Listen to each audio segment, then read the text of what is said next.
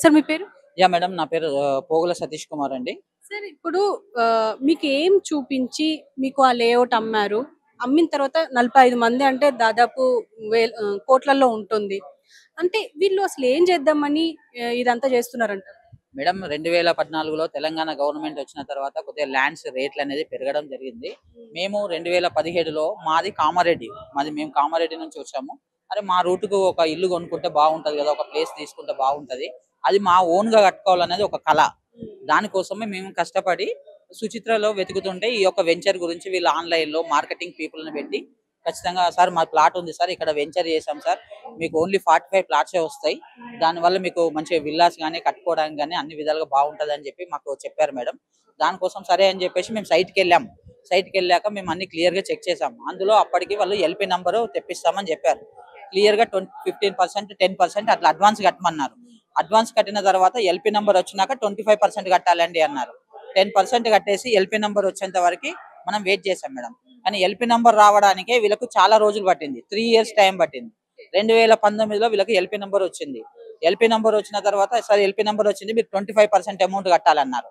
సరే అని చెప్పేసి 25% కట్టేసాం మేడం.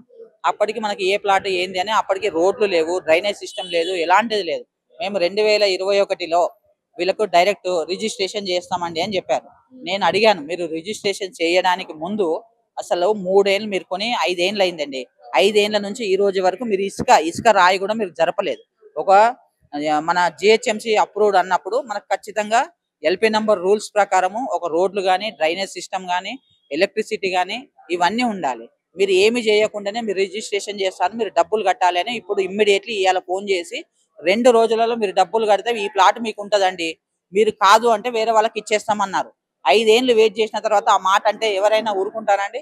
మేము కష్టపడి మా అమ్మ వాళ్ళది బంగారం అంతా తాకట్టు పెట్టేసి బయట వాళ్ళ దగ్గర అప్పులు తీసుకొచ్చి మేము డైరెక్ట్‌గా తీసుకొచ్చి కట్టేసామండి. వాళ్ళ బామ్మర్ది ఉంటాడండి, సాంబమూర్తి వాళ్ళ బామ్మర్ది. కడతావా? చస్తావా? అన్నట్టుగా మాట్లాడాడండి. మేము తీసుకొచ్చి కట్టేసాం. అక్కడక్కడ అప్పులు తెచ్చి ఈ రోజు వరకు కూడా అప్పులు తీర్పుకుంటూ కూర్చున్నాం. పర్సనల్ లోన్ తీసుకున్నాం. పర్సనల్ లోన్ సార్ మీరు సైట్ మీదనే మాకు లోన్ ఇవ్వండి అన్నాం. సార్ ఇప్పుడు మీకు లోన్ రాదని చెప్పారు. ఇవన్నీ ఫస్ట్ చెప్పలేదండి. తర్వాత మధ్యలోకి వచ్చినాక ఎల్‌పీ నంబర్ వచ్చిందిగా మేము లోన్ తీసుకోవచ్చా అంటే ఇప్పుడు లోన్ రాదండి, మీకు ఫైనల్ అప్రూవల్ వచ్చేంత వరకు లోన్ రాదన్నారు. సరే అని చెప్పేసి అట్లయినా పర్వాలేదని ముందుకొచ్చి తీసుకున్నామండి. రిజిస్ట్రేషన్ అయింది. ఏమైందండి, రిజిస్ట్రేషన్ అడిగినాక వారం రోజులలోనే మీకు ఇక వర్క్ స్టార్ట్ అయిపోతుంది సార్, 3 నెలల్లో మీకు రోడ్లు డ్రైనేజ్ సిస్టమ్ చేసి ఫైనల్ అప్రూవల్ తెప్పిస్తాం, తెప్పించిన తర్వాత మీరు ఇల్లు కట్టుకోవచ్చు అన్నారు. ఈ రోజు 2025 అయిందండి. మేము 2024 దాకా వెయిట్ చేస్తూనే ఉన్నాం. ఇక ఎప్పుడు అడిగినా ఫోన్ చేసినా 10 రోజులు. ఈ మంత్ ఎండింగ్ అండి, ఈ ఎలక్షన్స్ వచ్చినాయండి, ఇక ఈడ డెంగ్యూ వచ్చింది, ఈడ మలేరియా వచ్చింది, ఇదేంటి ఇలాంటి క్వశ్చన్స్ ఆన్సర్ చెప్తాడు తప్ప ఎలాంటి రాయి కూడా పక్కకి వెళ్ళట్లేదండి. నేను ఉన్నానండి, అసలు వాళ్ళ ఓనర్స్ మాకు ప్రాబ్లం చేస్తున్నారు, లేదంటే మీరు కూడా రండి అని మమ్మల్ని అడగలేదు. అక్కడ ప్రాబ్లం ఏంది అనేది మాకు తెలియదు మేడం. మేము కష్టపడి ఒక వ్యవసాయ కుటుంబం నుంచి వచ్చి రూపాయి రూపాయి జమ చేసి కట్టామండి. మీకు ప్రతి దానికి స్లిప్ ఉందండి మేము కట్టింది వాళ్ళకు. మీకు డాక్యుమెంట్స్ చూపించారు. ఓకే. అంటే ఏమేమి అప్రూవల్స్ చూపించారు? అంటే మనం కొనడానికి కొన్ని డాక్యుమెంట్స్ వాళ్ళు చూపిస్తూ ఉంటారు. అలాంటి అప్రూవల్స్ ఏం చూపించారు? మీరు ఎలా నమ్మారు? ఈ వెంచర్ వచ్చేసి మనకి 3.5 ఎకరాలు మేడం. 3.5 ఎకరాలలో ఒక గవర్నమెంట్ నుంచి జిహెచ్ఎంసి నుంచి మనకి ఎల్‌పీ నంబర్ వచ్చింది అంటే యాజ్ పర్ రూల్స్ ప్రకారమే ఎల్‌పీ నంబర్ వస్తది మేడం. గవర్నమెంట్ ఫ్రీగా ఉచితంగానైతే ఏదో డబ్బులు తీసుకొని ఎల్‌పీ నంబర్లు ఇవ్వరు కదండి. ఒక సింగిల్ జాగా కొంటున్నామంటే రేపు పొద్దుటి వరకు ఎవరో కబ్జా చేస్తాడనే బాధ ఉంటదండి. ఒక వెంచర్ లో మనం కొంటున్నామంటే only GHMC registration certificate, GHMC LP number చూసి మాత్రమే మేము కొన్నామండి. అంటే గవర్నమెంట్ మాకు ఒక వెనకాల ఉంది, మా వెనక సపోర్ట్ ఉంది అనే ధైర్యంతో కొన్నామండి. మనుషులను కన్నా ఎక్కువ వీళ్ళని చూసుకున్నాం. ఇప్పుడు ఆ రోజు అంతకన్నా ముందు కూడా వీళ్ళు ఒక సైట్ చేశారండి. అది కూడా సరిగా చేయలేదని మా విషయం మాకు తర్వాత తెలిసింది. ఆ వెంచర్ కూడా వాళ్ళందరికి డబ్బులు కట్టేశారు. ఫైనల్ అప్రూవల్ రాకముందే వాళ్ళు ఎవరో ఇల్లు కట్టుకున్నారు. ఇలాంటి ప్రాబ్లం మాకు అగ్రిమెంట్ అయిన తర్వాత, రిజిస్ట్రేషన్ కంప్లీట్ అయిన తర్వాత మాతో ఒక సైన్ చేయించుకున్నాడండి. ఫైనల్ అప్రూవల్ వచ్చేంత వరకు మీరు ఇందులో ఏమి ఇల్లు కట్టద్దండి అని అన్నారు. సార్ ఫైనల్ అప్రూవల్ ఇప్పుడు ఎల్‌పీ నంబర్ రావడానికి 5 ఏళ్ళు చేసినావు కదా, ఇప్పుడు మరి ఫైనల్ అప్రూవల్ రావాలంటే 30 ఏళ్ళు చేస్తావు, అప్పటిదాకా మేము ఇలాగే ఉండాలన్న రోడ్ల మీద అంటే లేదు సార్ నీకు 3 నెలల్లో నేను చేసేస్తాను క్లియర్ గా చెప్పాడు మనకి. సరే చేస్తాడు కదా అనుకున్నాం. రిజిస్ట్రేషన్లు అవుతూ ఉన్నాయి, ముందుకెళ్తుంది. అదే వాళ్ళ నుంచి మేము రిజిస్ట్రేషన్ కొంత చేసుకున్నామండి. 3.5 ఎకరాలలో మనకి ఇంత అయింది ఇప్పటి వరకు, మీకు 19,000 గజాలైంది, 20,000 గజాలు ఇట్లా ఇలా చెప్తూ ఉన్నాడండి. కొంత అయింది మనకి. అని మనకు ప్రూఫ్ డాక్యుమెంట్స్ చూపిస్తున్నాడు. మేము రైతుల దగ్గరికి వెళ్ళి డబ్బులు కట్టినాం, వాళ్ళ దగ్గరికి వెళ్ళి మన శివం ప్రాజెక్ట్స్ మీదకి అయింది, దాని తర్వాత ఇక మీకు ఇంత దాంట్లోకి మీకు రిజిస్ట్రేషన్ చేస్తున్నానండి అని ఇదే జాగా చూపించి 45 మందికి రిజిస్ట్రేషన్ చేస్తున్నారండి. ఇలా నేను గవర్నమెంట్ ని ఇలా నిజంగా రేవంత్ అన్న మీరు ఎక్కడున్నా నేను ఒక్కటే రిక్వెస్ట్ చేస్తున్నా, ఇలా తెలంగాణ గవర్నమెంట్ లో ఎలా చెరువులు ఏ విధంగానైతే కబ్జా జరిగితే హైడ్రాని పెట్టి ఏ విధంగానే కూల్చి నిజంగా న్యాయం చేస్తున్నారో మాలాంటి తెలంగాణ బిడ్డల్ని ఈ రోజు మేము ఏదో బతకాలి, ఒక ఇల్లు కట్టుకోవాలని కోరుకునే మమ్మల్ని కూడా ఈ రోజు ఇలాంటి ఆంధ్ర వాళ్ళు వచ్చి ఇప్పటికి కూడా ఇంకా తెలంగాణలో అన్యాయం జరుగుతుంది. ఇలాంటి వాళ్ళను తెలంగాణ బార్డర్ వరకు తన్ని తరమాలండి. నిజంగా రేవంత్ అన్న ఎక్కడున్నా ఈ విషయంలో డిపార్ట్మెంట్ పరంగా గానీ అందరూ మాకు సహకరించాలని నిజంగా కోరుకుంటున్నాను. కేసులు ఎక్కడెక్కడ పెట్టారు మేడం మేము ప్రతి ఇప్పుడు మేము రీసెంట్ గా మేము ఒక గోడలు కట్టాం మేడం. ఇమ్మీడియట్లీ వాళ్ళు మా సొంతంగా మేము కట్టుకున్నాం. మేము ఎందుకంటే అక్కడ సరే గోడ మీన్స్ పలకలు పెట్టుకున్నాం, మా జాగా ఇది అని. అక్కడంతా వర్షాలు పడడం వల్ల అంతా పోతే మా జాగా ఇది అని చెప్పేసి రోడ్లకు ప్లేస్ వదిలేసుకొని మా జాగా ఇది అని కొన్ని పలకలు పెట్టుకున్నాం. దాని పక్కకు ఎవరో వచ్చేసి ఇందులో మా జాగా కూడా ఉంది అని చెప్పేసి మాకు తెలియకుండా నైట్ వచ్చి బుల్డోజర్లు పెట్టి మొత్తము కూల్చేశారండి. ఈ రోజు ఇందులో మార్టిగేజ్ 45 ప్లాట్లలో 5 ప్లాట్లు మార్టిగేజ్ ప్లాట్లు. ఈ మార్టిగేజ్ ప్లాట్లను కూడా ఆ 5 ప్లాట్లకు 5 ప్లాట్లు 100% అమౌంట్ తీసుకొని వాళ్ళకి అమ్మేశారండి. కానీ వాళ్ళకి రిజిస్ట్రేషన్ కూడా చేయలేదు. వాళ్ళని కూడా మోసం చేసేసారు. అంటే ఒక మార్టిగేజ్ ప్లాట్ ఎప్పుడు అమ్మాలనేది కూడా ఓనర్స్ కి ఇంత ఇది లేదు అంటే ఏమన్నట్టు మేడం నాకు అర్థం. రూపాయి డెవలప్మెంట్ లేదు.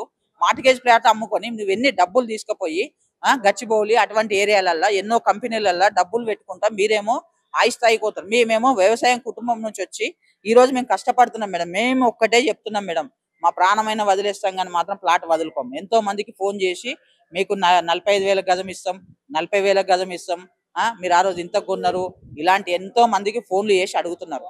ఎంత మందికి ఫోన్ చేయని ఏదైనా కానండి, ఉంటే ఉంటాం పోతే పోతాం. మాకు కేసులు పెట్టారు, ఓకే. ఈ కేసులు తీసుకుంటున్నారా పోలీసులు?